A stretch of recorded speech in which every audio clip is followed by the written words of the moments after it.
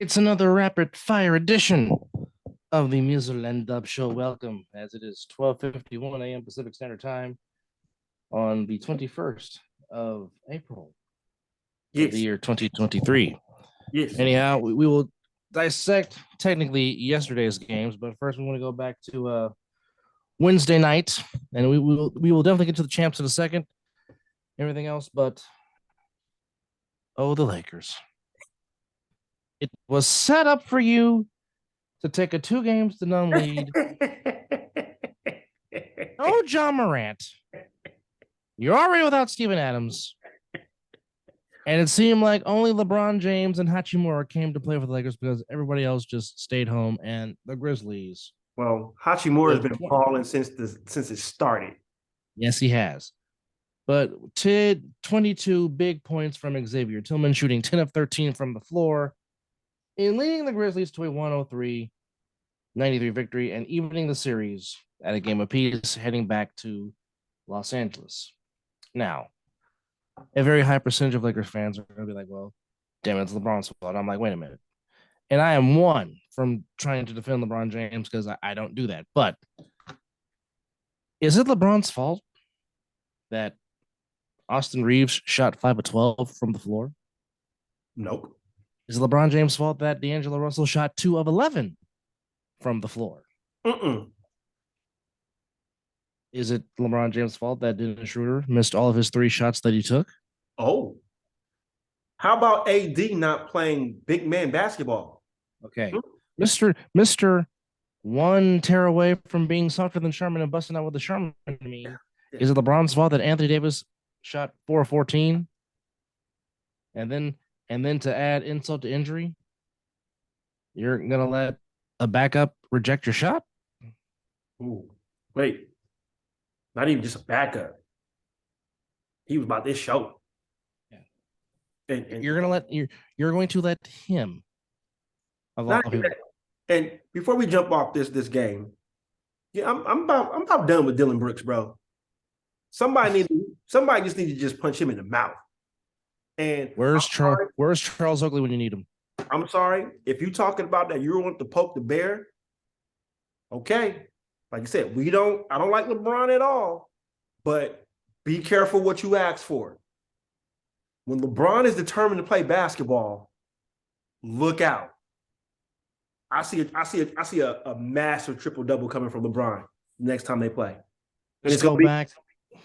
But just go back to Game 6, 2011 semifinals against the Celtics on the parquet floor. Talk about waking up a sleeping giant. Okay. Go back to the 2007 Eastern Conference Finals against the Pistons, where he simply was the offense. Okay. Like I said. Let LeBron be LeBron. Don't piss off the king. Okay? I like them losing. Just take your W and just move on. Don't call a man. Oh, don't. So you don't get no respect unless somebody drops a 40-piece on you, huh? Well, he better be lucky that one Kobe Bean Bryant's in the grave. Rest in peace, Kobe. Number 1. Number 2. I'll drink to that.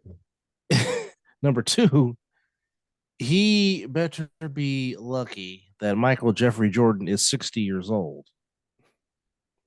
I still think Jordan would drop a 40-piece on him at 60 years old. Bad knees and all, because you're not blocking his fadeaway. Well, number 1, Jordan just shoot your eyes out now. It ain't no more driving. Like I said, you're not blocking that fadeaway. It's gonna pull up on you, bro. It's gonna pull up on you. What do you say in the commercial? You reach, I teach.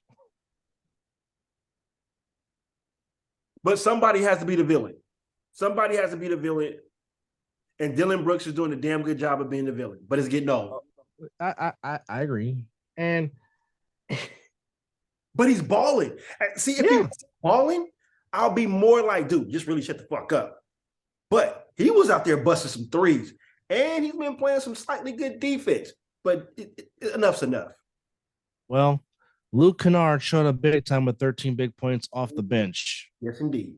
Which again, Reason why they got him was so he can shoot the J, shoot it, and Luke Kennard can't shoot it if you give him time to. But big win for the Grizzlies. They even up the series 103-93.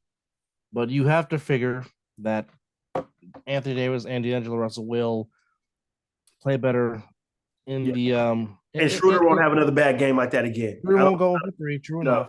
No. It was set up for the Miami Heat to possibly go up 2-0. The Bucks were pissed off. That was a pissed off team.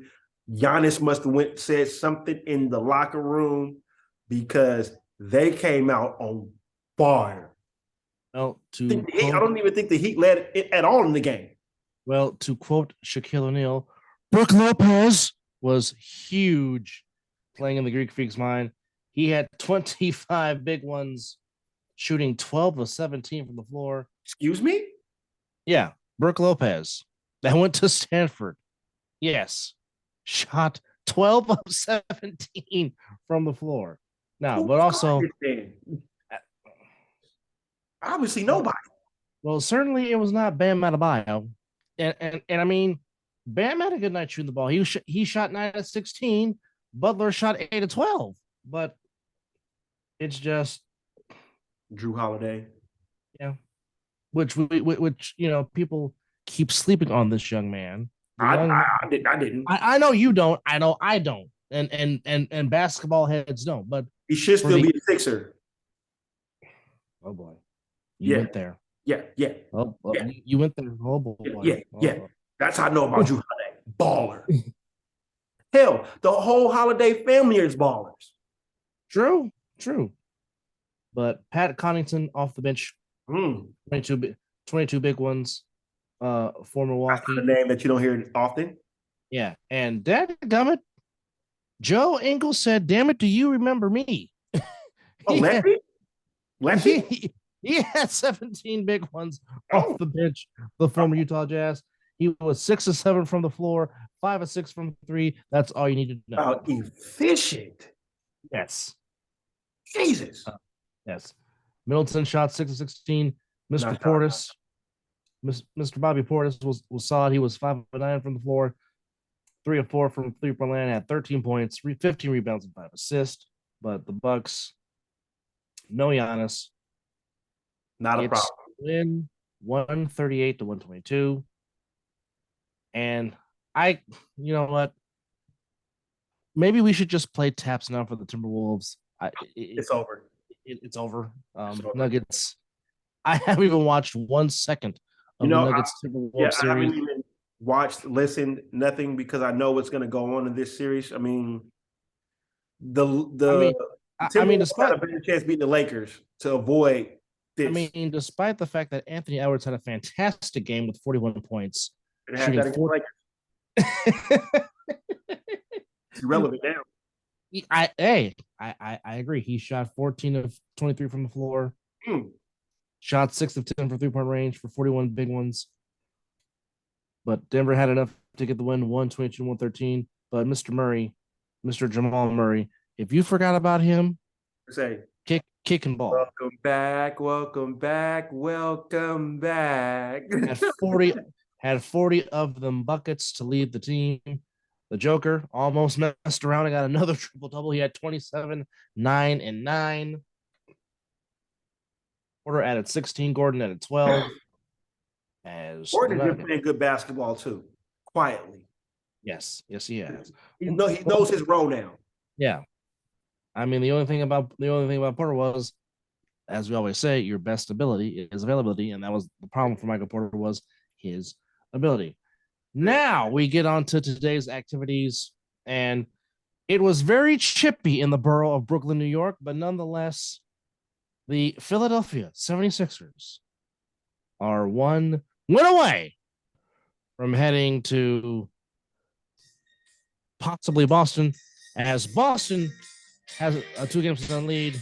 And yes, indeed it was Philadelphia Freedom across Brooklyn, New York, as once again, Tyrese Maxey was huge for the 76ers, again, coming up big and certainly showing his worth and proving his point to be a key cog for Philadelphia. He had 25 big ones to once again lead the team.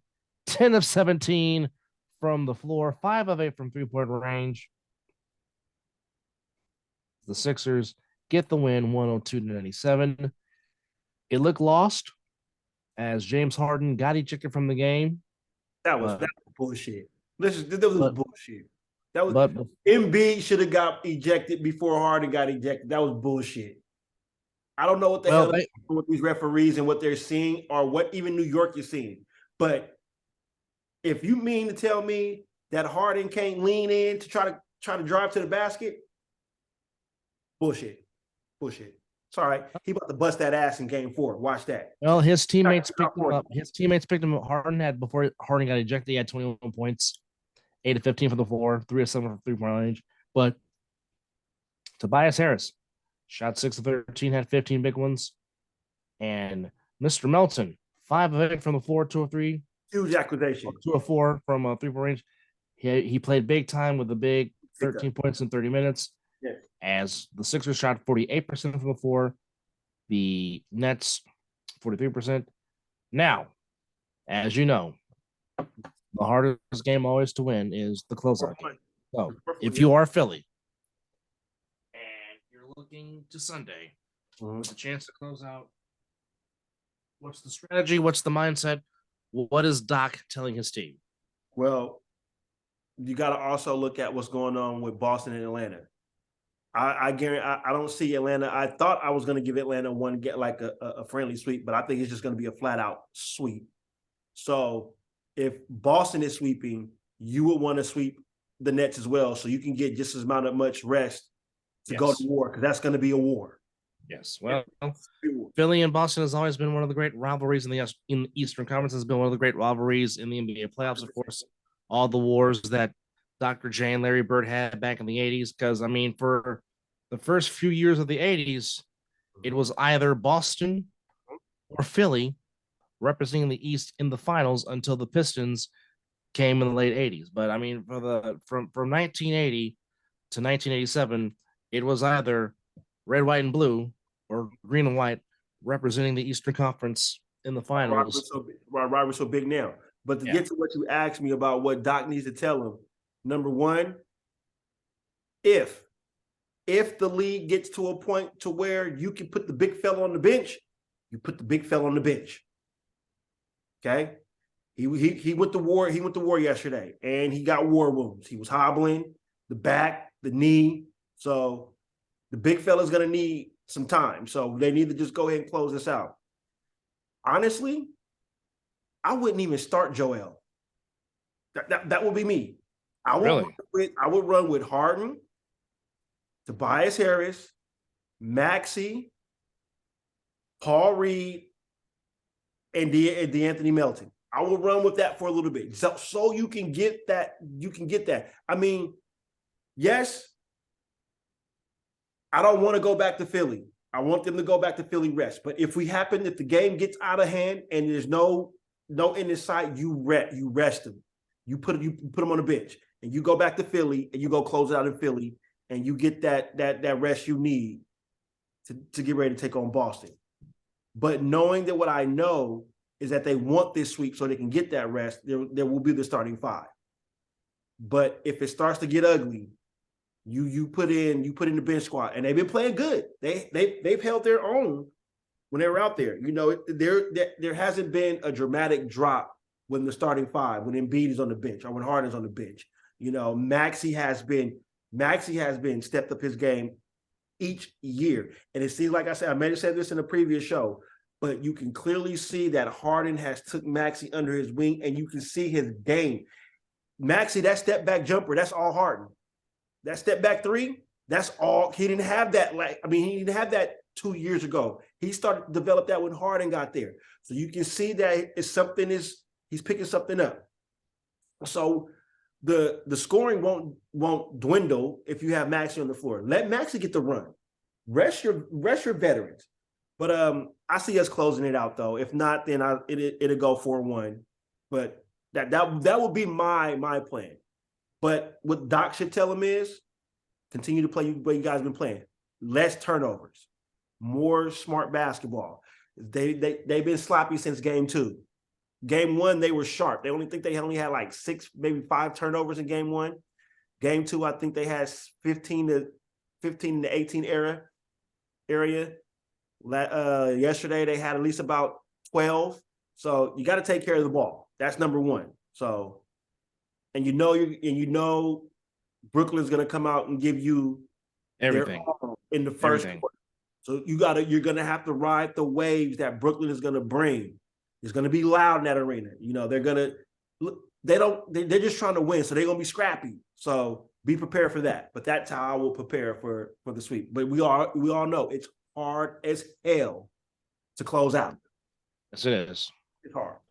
Even the best team. Yes, that's fact. Jordan had a time closing out until he got to game 6, 5, or 6. Yeah. Now into the land of Los Angeles. Which combo are you picking? It was a very fun-filled, fantastic game. Oh, Booker. As Devin Booker with 45 of those buckets. Wait, talk about Powell, though. I mean, I know they But Powell had 42 of those buckets, shooting 15 of 23 from the floor. Booker shot 18 of 29, but the the Suns were 5 points better than the Clippers, winning 129 to 124, bouncing back to take a 2-1 lead in the series after letting game 1 slip away. Suns won the last 2. Durant led the way, or was second on the Suns with 28 points, shot 8 of 15, was perfect from the line along with Craig, and Booker was 6 of 7 from the line. That sounds like a KD night. Yeah. He had 28, 6 rebounds, 5 assists. Chris Paul had 11 points and 7 assists to go with his 6 rebounds. He should not have to be a big scorer now. He should just facilitate. Yeah. Facilitate. Island and Terrence Mann contributed with 30 points off the bench combined. Russell Westbrook had himself 30, shooting 11 of 23 from the field. No, this playoff Westbrook is a little different than previous years of Westbrook. You don't see the mental mistakes. You know, he seems like he's a little more balanced right now. Yeah. Clippers really couldn't get much scoring. It was really, really a subside of just maintaining the 4 people. But nonetheless, they fought hard. But the Suns, nonetheless, get the win. And now they're halfway to the semifinals. Game 3 of that series will be on Sunday, which is a quadruple header on Sunday and Saturday.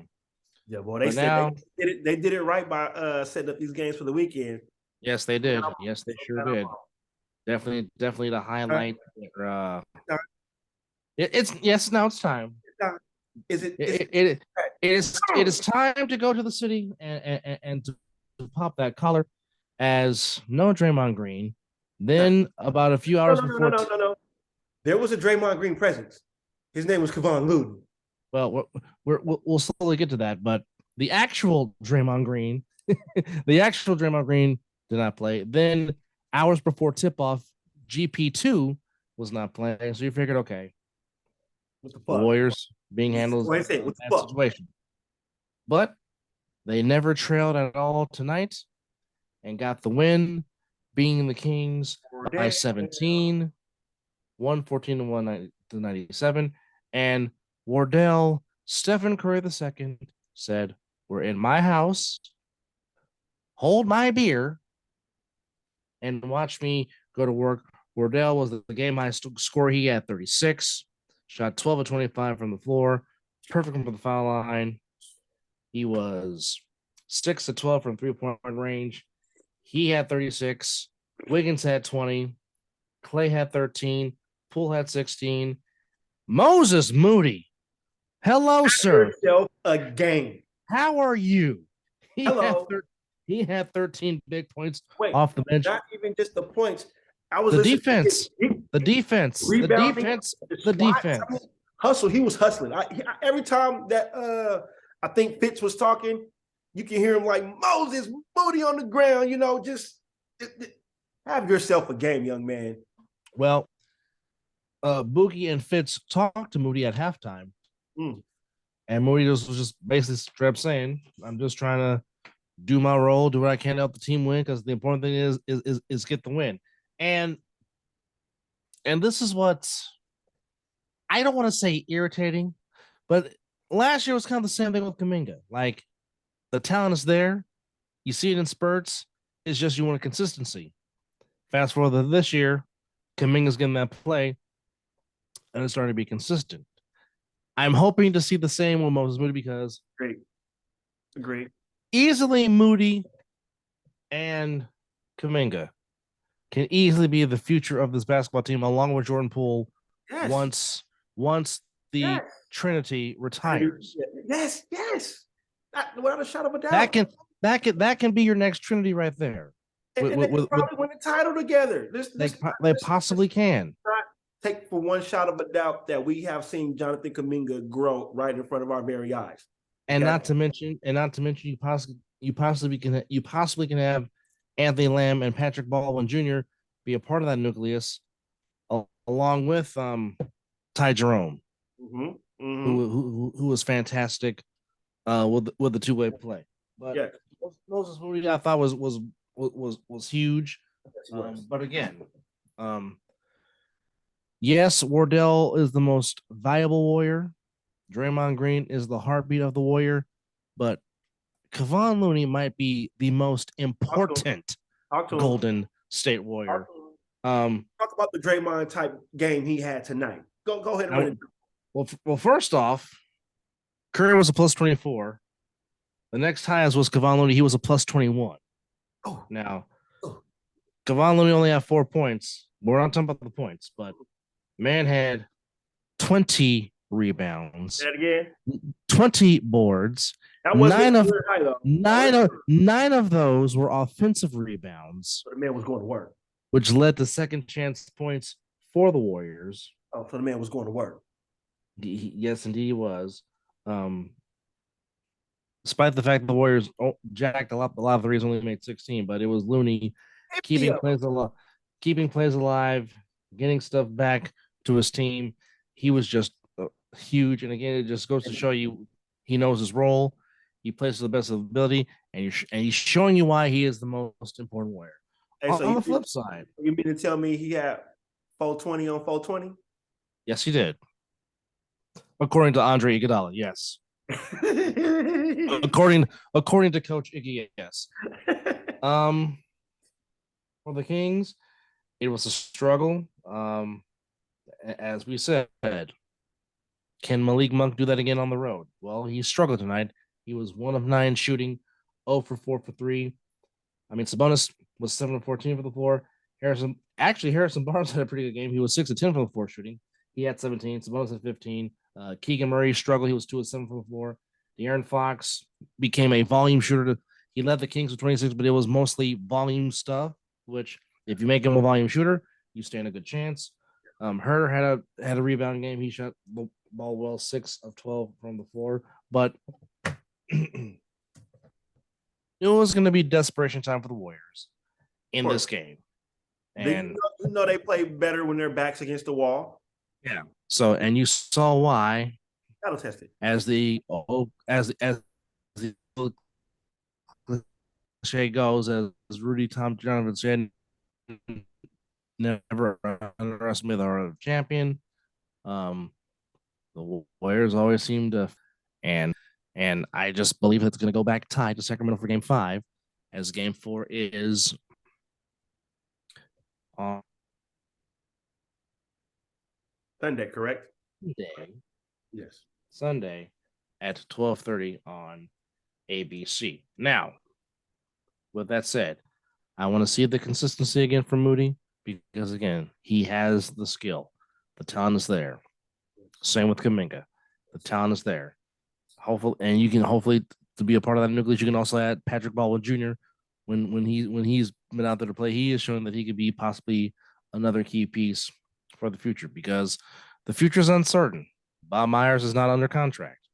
We don't know if Bob Myers is coming back to be the GM of the Warriors, which I wouldn't be mad if he left because maybe he just wants a challenge per se, like he had when he first came to the Warriors. So that remains to be seen. Klay Thompson's contract is up. I believe Draymond Green's contract. Same thing, but I think Draymond got some kind of extension if I'm not mistaken. But leading to tomorrow's games, Like, don't need to preview. Yes, they'll be back in hot Atlanta, but again, I just don't see them beating the Celtics unless Trae Young just goes ape crazy and shoots the lights out. Jaylen Brown decides to take the night But off. well, if Jalen Brown takes the mask off, he's going off regardless. Well, I said the He night might go off. back to having a cow. He might have a cow moment, but I suspect Boston will get the win. That's the 4 p.m. game. You can see it on ESPN. Yes. In the bright lights in prime time at the Mecca on ABC. The Knicks home for a playoff game at the world's most famous arena, Madison Square Garden. You know that Knicks crowd is going to be as ecstatic and lit as it can as the Cavaliers got back to even the series in the game of peace. But again, this one. there's just going to be too much atmosphere inside the Garden, inside the Mecca. Yeah. I'll be shocked if the Knicks come out and just play lights inspiring basketball. Yeah, I got the that. nightcap tomorrow is the Nuggets and the T-Wolves. Again, the Nuggets should take care of business. Yeah. And it's like, I don't even want to talk about it. No. Then we turn to Sunday, where Mizzle's beloved 76ers have a chance to close it out and await the Celtics against the Nets. Game 4 between the Suns and the Clippers. Will Kawhi Leonard be back for that game? That's a good question. As he was sorely missed. Game 3 shifts to Miami between the Heat and the Buckets. The question is, will Giannis be back? That remains to be seen. And of course, the nightcap, the Grizzlies and Lakers are each tied at a game apiece. Perhaps the Grizzlies can possibly gain and get momentum to perhaps take a 3-1 lead in the series, but we don't know. Mizzle still likes the Lakers to win the series, despite the fact that Tampa Bay plays good, fundamentally sound baseball. He still likes the team that we do not like, hence why he's taking a sip of a drink right now and trying to muster what he just said and have that bad aftertaste, trying to get that out. I think LeBron just gonna drop a triple double just because of Dylan Brooks. I wouldn't doubt it. And I think when finally gonna have a game because it's back in LA. It's like almost like New York Knicks and being in the Garden. So yeah, it's whatever. Now, before we say ta-ta for now, there is a subject I do want to cover. Now, Mizzle and I, respectively, have spent a lot of time and a lot of moments inside the Oakland Alameda County Coliseum. Yes, we have. The last few years, the last few years when they were in Oakland, Mizzle was a season ticket holder, and for the long time, our dad was a season ticket holder to Rare Games at the Coliseum. They first moved now back. supposedly, the supposed rumor is that the A's are seeming like all but certain looks like they will be moving here to Las Vegas, Nevada. Well, they're trying to purchase the land. It says that they purchased one. They purchased it. Oh, so it's already bought. Oh, I believe so. That's pretty much saying that they gone. Yeah, pretty much they're gone. And I wrote a thing on my Facebook basically saying to the A's fans, I'm sorry the city let you down because it's been a tremendous fan base. It's a very knowledgeable fan base, just like the Giants fan base is very knowledgeable and pretty much knows their stuff.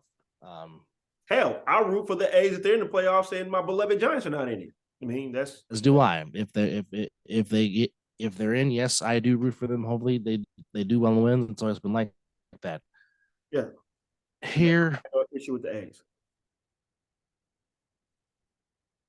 They spat on the legacy of Walter A. Haas Jr. and his family because the Haas family, for those that don't know, the Haas family bought the team back in 1982 or 1981, those two. Philadelphia A's?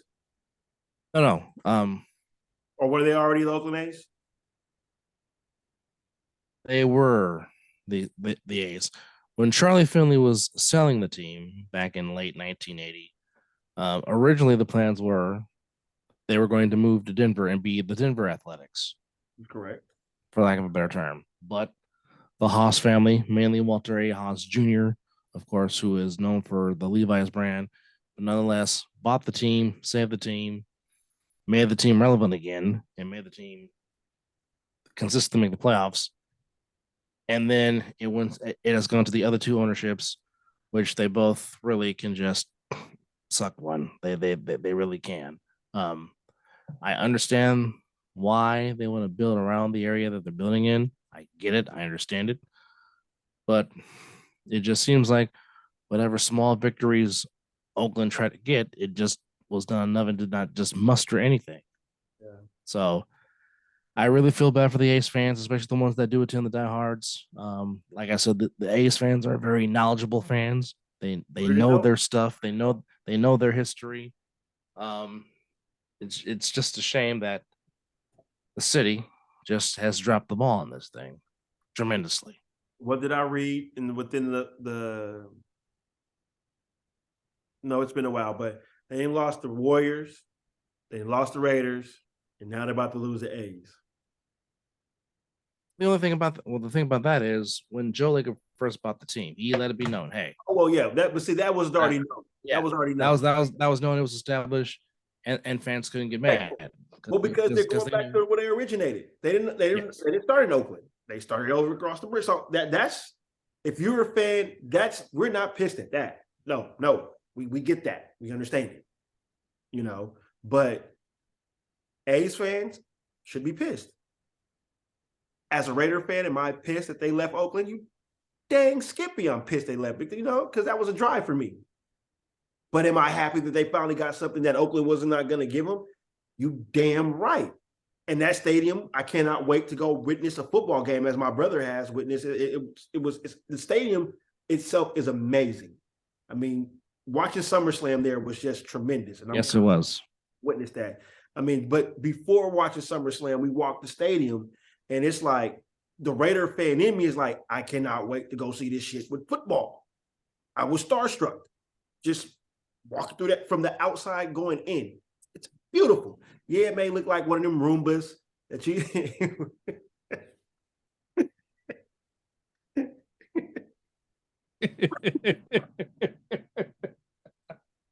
Stop it. Stop it right now. But it's a gorgeous stadium. So if It is. Oakland is not going to give or assist at least, because it seems like that's what it is, because you can't do the stadium by itself. And don't get me wrong, I get the reason why they don't want the tax money, because Oakland ain't Vegas. Okay. Oh. They can't fork up the money like they want. But also at the same time, me being a local, it's like, well, damn it, I don't want my tax money going to that stadium because my tax money is still paying for Allegiant right now as we speak. But you're gonna make that money back tenfold. Look what Allegiant has already the revenue. The revenue is going to be made back up, no question. Your taxes the taxes have already been paid on that. It's good. It's good. It's good. But I mean, the thing is, here's what people understand is this the city that I live in is more so based off of gaming revenue than tickets at a sporting event. So and what's the word? Tourists. You live off yes. that. You live off So for them saying that people are not going to come to the stadium, they're full of crap. Yes, they are. They're coming. That's all there is to it. Now, granted, yeah, it'll be nice to go watch my Giants 3 times a year when they do come up here. That's one reason to go to that retractable roof stadium wherever they decide to, whatever site they decided to build it on. But I mean, sure, I'll look excited to go into that. Well, isn't there excuse me, their minor league team, isn't it the Aces? Oh, it's that's Reno. That's the Reno Aces. The Aviators, yes. So yes. Yeah, it works hand in hand because again, like for example, our beloved Giants, their affiliate is the Sacramento River Cats. Down the street from me. Yeah. So I mean, if you need to find somebody and they're at home, hour and a half, 2 hour drive to the city from the capital. So it goes hand in hand. Well, I'll But say for my ending for in the show, we are almost 24 hours away from Gervonta Davis versus Garcia. And you and Garcia, yes. goddamn right. I will be sitting right in this seat, focused on that television, looking at that fight. Now the preliminaries, I may not, I'll be, doing what I do. But when that fight come out, oh, you betcha, oh, you betcha. You know what? I'm not even gonna predict the winner. Yeah, yes, I am. I think Tank gonna knock his ass out. But Well, on the podcast with my boy Mr. Kevin Perry, I said he actually picked Ryan Garcia with the upset. I wouldn't be said shocked though. Wouldn't be shocked. no, Wouldn't wouldn't be shocked be either. shocked at all.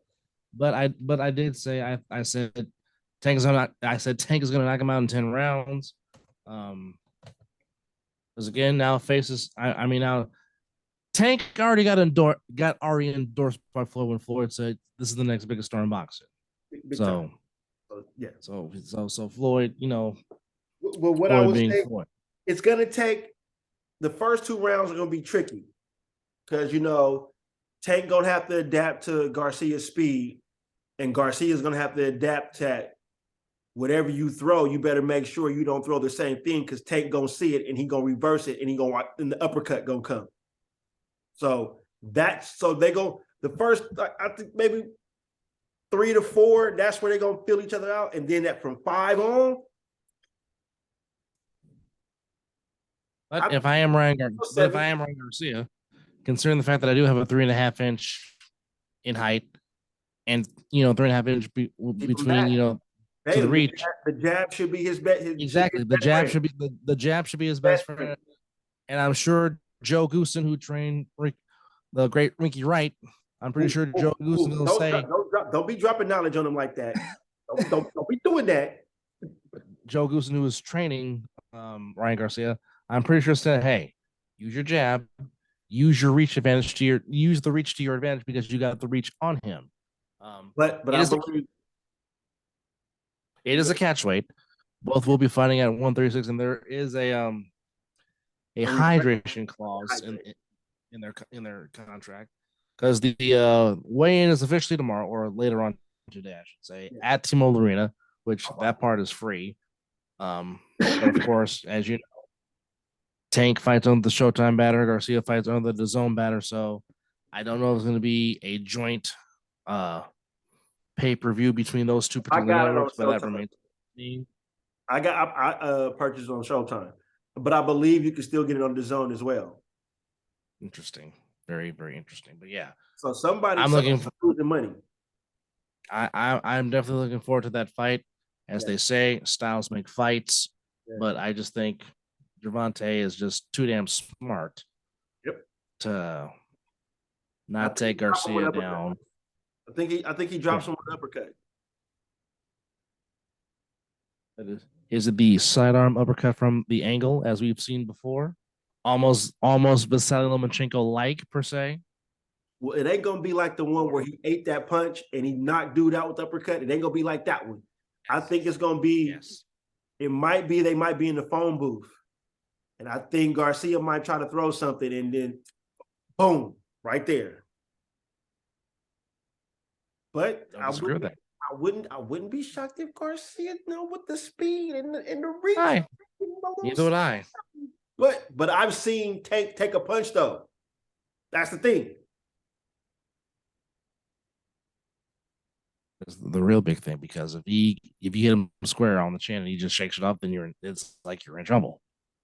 He took it's that like you're in big trouble. With the uppercut that he dropped dude with, he ate a punch like a straight. He ran into the jab and still uppercutted dude. And and he still went to sleep. Thank you. So night. But yeah, I agree with Mizzle. Looking forward to Garcia and Gervonta Tank Davis. I think this is the first time, or maybe the first or second time, that Tank has fought here in Las Vegas. That should be a great event in itself. It's going to be star-studded. Well, with that said, this has been another rapid fire edition of the Mizzle Dub Show as we are homing in on the NFL draft, which is next week. And of course, the champs looking to even their series 2 games apiece against the Sacramento Kings. And again, if you don't keep your foot on the Tigers' net, you don't know what might happen. But again, we thank you to all our subscribers. Again, you can check out our Instagram page, Mizzle _and _dub show. So catch us on Instagram, catch us on YouTube. We thank you for your support. Thank you for your comments and suggestions or topics you may want us to discover. We don't refrain from anything. Just, send us a message. But anyhow, for Mizzle, I am Dub. We say thank you for watching. And as always, well, it's empty, but damn it, it's 5 o'clock some damn where.